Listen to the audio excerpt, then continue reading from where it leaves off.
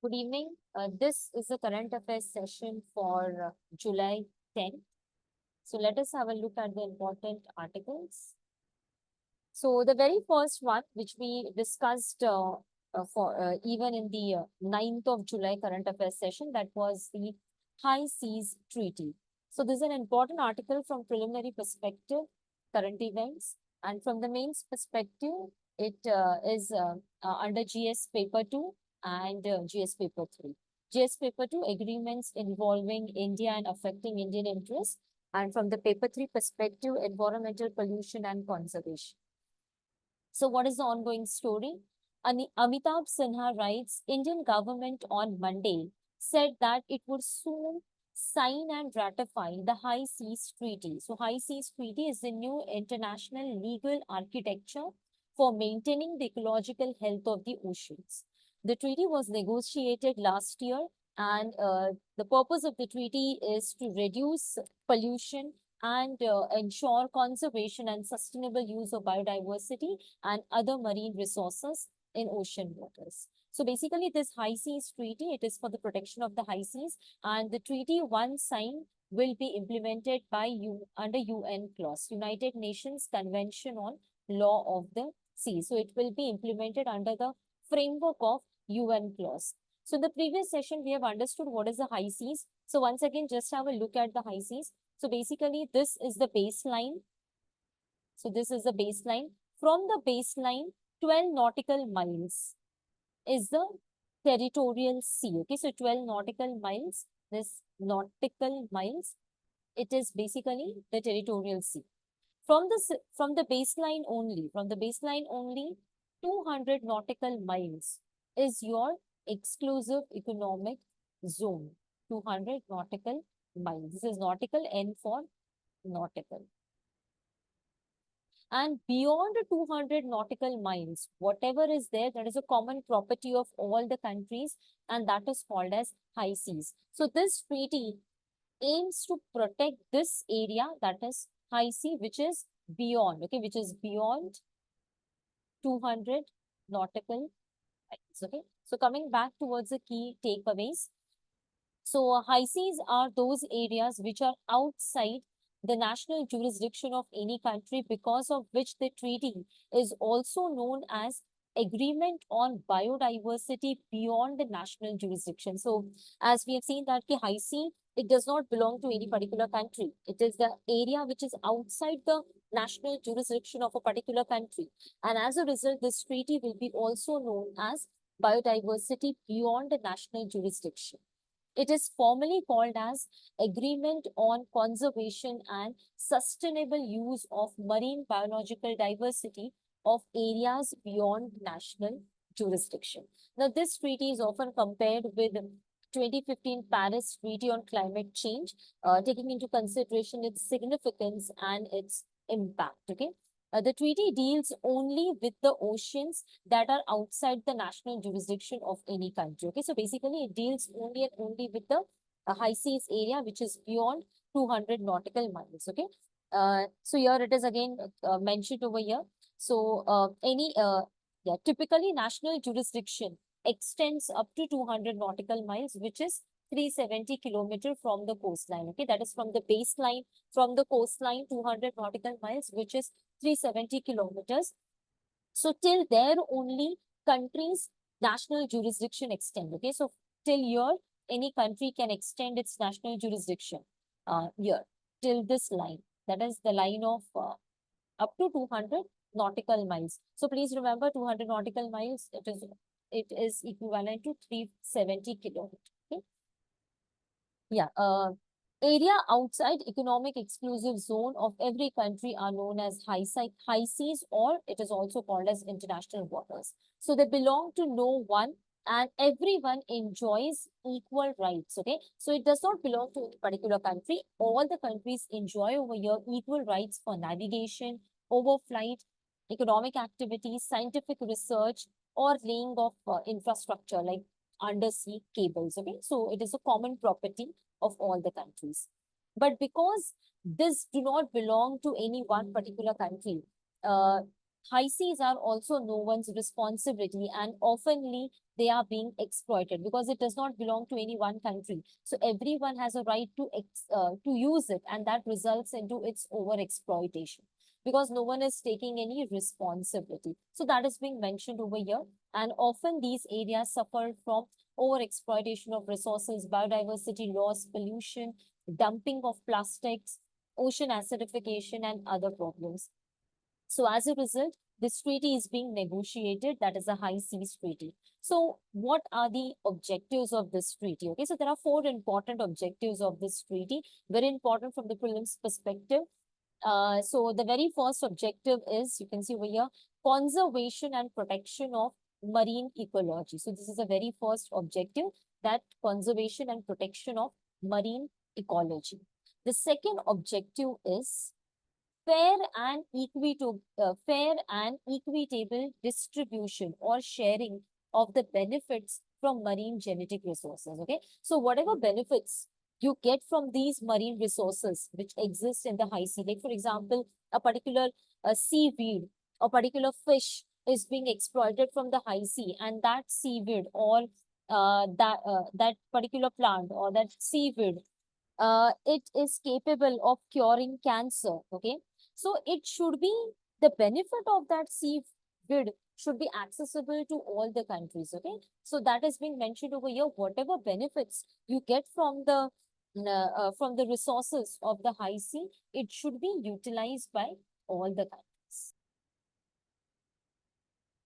The third objective is establishment of a practice of mandatory environmental impact assessment for any activity that is potentially polluting or damaging the marine ecosystem. So for example, any country wants to do any exploration over here, or there is some project. So you need to do environment impact assessment, that what will be the impact of this particular project on the high sea.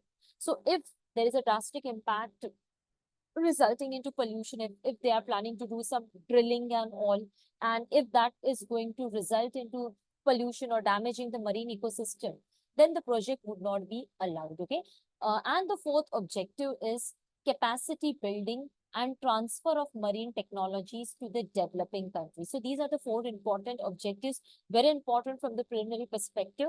The very first one, conservation and protection of marine ecology. Second one, fair and equitable sharing of benefits from marine genetic resources. So whatever benefits you receive from the marine genetic resources, that should be shared among all the other countries.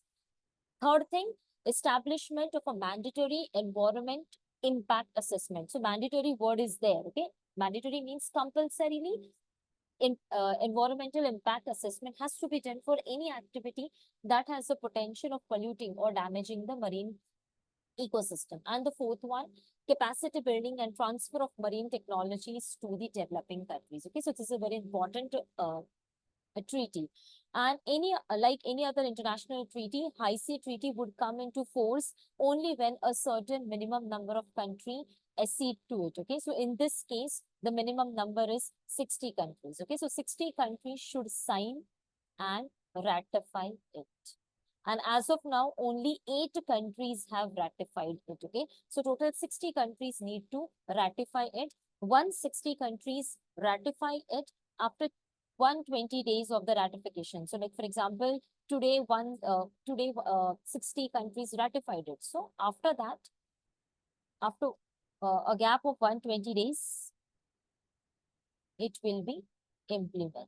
Okay, so treaty would become international law 120 days after the 60th ratification is submitted. Okay, so this is all about the high seas treaty, and Indian minister has said that soon India will be signing and ratifying this treaty. Okay? Let's come towards the next article. Defamation case against Wikipedia and safe harbor protection clause. Okay, so important article from the perspective of prelims and from the mains perspective, GS2, government policies and interventions. Okay, so what is the ongoing story? News agency Asian News International. So Asian News International has moved Delhi High Court against Wikipedia. So it is a case against Wikipedia for allowing allegedly defamatory content about ANI on its wiki page. Okay, so some sort of defamatory content about Asian News Channel has been posted on wiki page. So against that, the defamation case has been filed against Wikipedia. Okay, a bench of Justice Navin Chawla has sought a response from Wikipedia and has listed the matter for further hearing. Okay, so they are asking for response from Wikipedia. Now, when we talk about Wikipedia, it was started in 2001, and Wikipedia itself does not produce the content. Okay, so basically it's a collaborative, it's an open-ended platform, it's an open source. Okay, so it's a collaborative, open source, not profit platform where the users contribute to the content of the website. Okay, so website, it is just like a website is created as a platform. So those who want to post the content, so they can post it. So Wikipedia is not liable for the content. It itself is not posting any content. It's an open-ended platform. So those who intend to share the information, they share the information on Wikipedia. Okay. So the suit against Wikipedia, rather than the individual who could have made the edits to the page, is intended to ensure enforcement by holding the intermediary liable. Okay. So what is being mentioned over? So first of all, we understood that the Wikipedia, it's an open source. Open source in the sense, the developer has given you a platform where a person like me, if you have any information, we can put the information over here. Okay. So now, in this case, ANI has filed a case against Wikipedia, which is the holder of that information. It says that the case is not filed against the users, those who have edited the page and shared the information. So why the case is put on Wikipedia? Because it is the intermediary. It's an intermediary that holds the data. And as a result, the case is filed against Wikipedia. Okay, so the case is not filed against the people, those who have posted the content. The case is filed against the platform Wikipedia, which is the intermediary. Okay. So ANI has argued that Wikipedia is a significant social media intermediary under the meaning of Section 2, Clause 1, Subclause W of the Information Technology Act, that is the IT Act 2000. Okay. So ANI has said that Wikipedia is a significant social media intermediary, and as a result, we have filed case against Wikipedia as an intermediary. The petitioner has also relied on Section 79, Subclause 2 and Subclause 3 of the IT Act 2000, which lays down the requirement for safe harbor clause to come into effect. Okay. So basically, what is a safe harbor clause? Okay. So safe harbor clause, it is applicable to internet service providers. It is applicable to intermediaries, like Wikipedia is an intermediary. Then you can say Facebook is an intermediary, right? Facebook is a platform. We all are the users or the information providers or the exchangers. Facebook is just a platform. Similarly, Twitter, it's a platform. It's an intermediary. We are the ones who are using it, and we are sharing and reposting and posting, tweeting. So basically, these are different intermediaries. So safe harbor clause is applicable, or it is a protection clause for such internet service providers, for such intermediaries. Okay. And what does the clause say that? So according to Section 79 of Information Act, basically these intermediaries, they are absolved from the liability of the third party content, provided certain terms and conditions. That is, if any third party is posting any derogatory or any particular content or illegal content, derogatory content, fake news, then that particular platform should not be held accountable. So that platform has to be protected, because the platform, the intermediary, it is just providing the platform. The intermediary is not, it's providing the information. So safe harbor protection, it is a protection which is given to the platform. Okay. Like for example, on Facebook, if a particular person puts some derogatory post, okay, or shares some fake news, fine. So safe harbor protection clause will protect Facebook because it is just an intermediary. The person who is posting it, that should be held responsible. So that is a protection being given to the intermediaries, okay? But there are certain terms and conditions over here.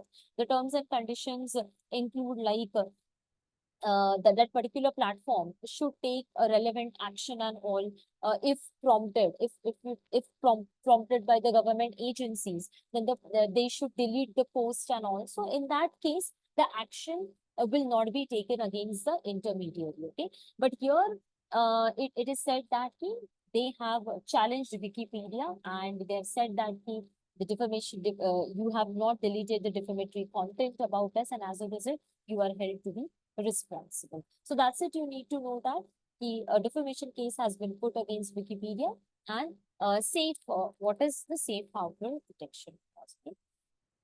Coming towards the next article, what is the order of Saint Andrew the Apostle conferred upon PM Modi? So Prime Minister Modi was on Tuesday awarded Russia's highest civilian honor, and that is the Order of the Saint Andrew the Apostle during his visit to the country. So we know that Mr. Modi is on a bilateral visit to Russia, and this is the first visit of Mr. Modi to Russia after becoming the Prime Minister for third time. So this particular award was announced in 2019 for exceptional services, was announced for Prime Minister Modi. Okay, so award for PM was announced in 2019 for exceptional services in promoting special and privileged partnership between Russia and India and friendly relations between Russian and Indian people. Okay. So this award is given to prominent government figures, military leaders, representatives of science, culture, art for providing exceptional service to Russia. It can be also awarded to heads of foreign countries for their outstanding services to the Russian Federation. Okay? Now, what is this Order of Saint Andrew? So, Saint Andrew, he is believed to be one of the 12 apostles or the 12 original followers of Lord Jesus. Okay. So Saint Andrew was regarded as a patron saint of Russia and Scotland. So there were 12 original followers of Jesus. Saint Andrew is one of them, and he is considered as a patron saint of Russia and Scotland. The X symbol on the flag of Scotland comes from the same symbol called soldier. So it is believed that he was crucified on the cross of similar shape.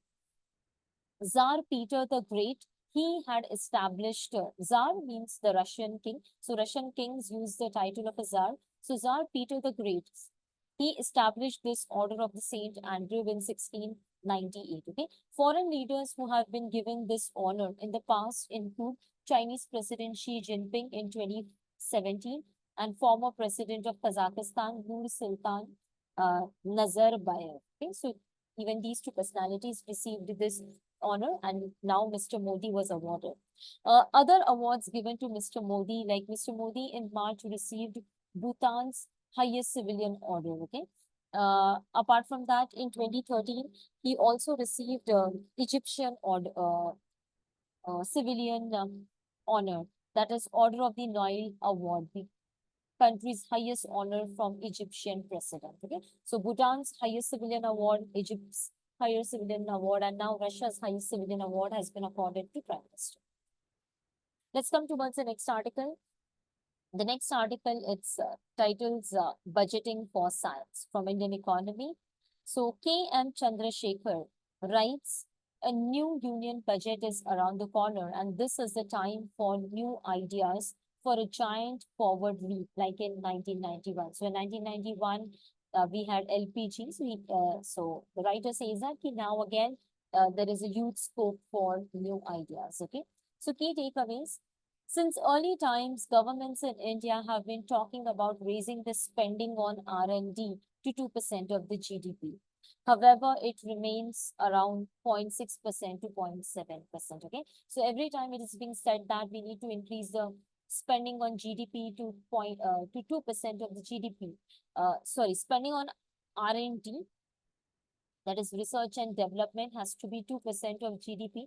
But if you look at the actual spending, it is in the range of 0.6% to 0.7%. The present Prime Minister's Economic Advisory Council, in a report titled R&D Expenditure Ecosystem, pointed out that several countries like USA spends 2.8% of GDP on research and development. China spends 2.1%. Israel, one of the highest spending country, 4.3%. South Korea, 4.2%. All these countries are far ahead of India in spending on research and development. Okay, whereas India's spending is between 0.6 to 0.7% of GDP. In 2022-2023 budget, Finance Minister had announced the formation of National Research Foundation with a corpus of 50,000 crore, but so far little progress has happened. Okay, so the entire amount has not been transferred. The total expenditure on R&D in China in PPP basis was $525 billion in 2019, which is almost 10 times of the amount spent by India. And China employs around 7 lakh people in R&D as compared to 1.5 lakhs by India. So China is way ahead in its spending on research and development. Now, when you talk about India, so always remember that in India, like when I talk about government sector and private sector, who spends more on research and development? Please remember it is Government of India. Government of India spends more than 50%, that is 56% of the spending on research and development. It's done by the government. Okay, while in the other countries, government spending is much less. If you look at China, Chinese government spends only 15%. In China, it is the private sector who does the major spending in research and development. Same it's with Germany. Government spending is just 14%, UK 7%, Japan 8%. Then why does this, how can this country spend so much in R&D? The reason is the private sector is spending, okay? In India, on the contrary, not the private sector, it is the government who is spending on R&D, okay? India tried incentivizing private sector with liberal income tax concessions, but most countries have misused it and did not spend on R&D. Rather than spending on R&D, they are spending on the construction. Okay, so to promote genuine research in the private sector, it would be desirable to mandate setting apart 2% of the company's profit for R&D. So like we have CSR, corporate social responsibility, on similar lines, we need to make a clause that the company should spend 2% of their profits on research and development. And the construction of the building and the assets, okay, should be excluded from the expenditure figures in R&D. So as I mentioned that they spend on construction and that is being considered as a part of research and development. So that should be excluded from it. Apart from that, state governments, they should be also allowed to raise another 0.5% of state gross domestic product by a way of loans to be used by state councils of science and technology for research and development projects. Okay, so this is the gist of this article. Please remember this from the prelims perspective. If there is a question, if there is a statement, the private spending on research and development is more than the government sector, then the statement is false. Please remember, Government of India spends around 56% on research and development. Coming towards the next article, Russia-India agree to speed up delivery of military spare parts. Okay, so India and Russia have agreed that they are going to speeding the delivery of spare parts of Russian origin military platforms by setting up joint venture in India. Now, we all know that the majority of our defense equipments are of Russian origin. So if you require any maintenance and all the spare parts, you have to take it from Russia. But we also know about the current scenario. The current scenario is that Russia is engulfed into the Russia-Ukraine war. And as a result, this has resulted into delay in delivery of the spare parts. Also, we all know that India has signed an MOU with respect to buying the S-400 Triumph surface-to-air missile system from Russia. But even this has been delayed because of the ongoing Ukraine war. Okay, and as a result, now India and Russia have signed an agreement where they have decided that they will speed up, like Russia will speed up the delivery of spare military parts to India. Okay, a joint statement was released on Tuesday by both the countries, and the said that the defense partnership was reorienting presently to joint research and development, co-development, joint production of advanced defense technology in order to meet India's quest for self-sufficiency. So it has been earlier, we were completely importing from Russia. But now, since this government's agenda is Make in India, so now it's being said that we are shifting our priorities and we are now focusing on co-development. Together we'll produce, okay? Jointly we'll do research and development so that it will enhance Make in India. And so that is being mentioned over here. Both the countries agreed on establishing a new working group on technological cooperation and discussing its provisions during the next intergovernmental meeting in Moscow held, which is in the second half of 2024.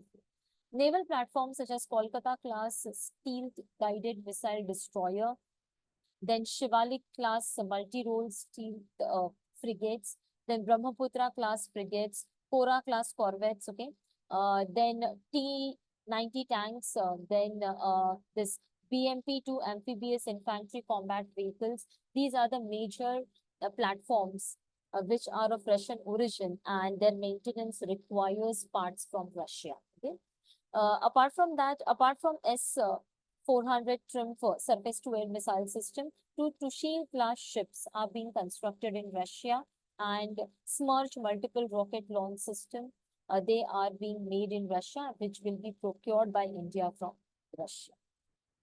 Now, for your information, India and Russia, they have issued a joint statement condemning the terror attack, and also they have set a target of $100 billion trade target. Okay, so the two leaders, they have strongly condemned the terror attacks that happened in Jammu and Kashmir, Kathua area on July 8th, then Dagestan on 23rd of June, and on Kroskas City Hall in Moscow that happened in March 22nd of March. Okay, so both the countries have condemned these three terror attacks, and both the countries have mentioned setting up a bilateral trade target of $100 billion by 2030. Now the trade is around 65 billion bilateral. Okay, so now their aim is 100 billion. Aiming to further accelerate and sustain the growth in bilateral trade, both the countries have set this target. Okay? Then they also issued a they talked about bilateral settlement system using the national currencies. So rather than using dollar, they will be using the national currencies. Okay. Then they also agreed to increase the cargo turnover with India through launch of new routes. So the new routes are North-South International Trade Corridors. You can see over here. The very first image.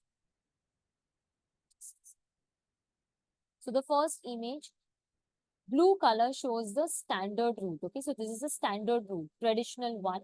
And the red color shows, this is the red color, it shows the North-South transport corridor. Okay, so from Russia to India, fine, on the west coast. So that is the new route which Russia is trying to explore.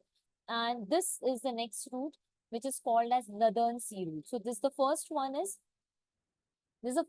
North-South transport corridor, and this is the second one, Northern Sea Route. Okay, so from here, okay, and it will go here, like this, will come to it. Fine, so this is the another route. So Russia said that he will explore these two routes for the cargo move. Okay, so that's it for the 10th of July. Thank you.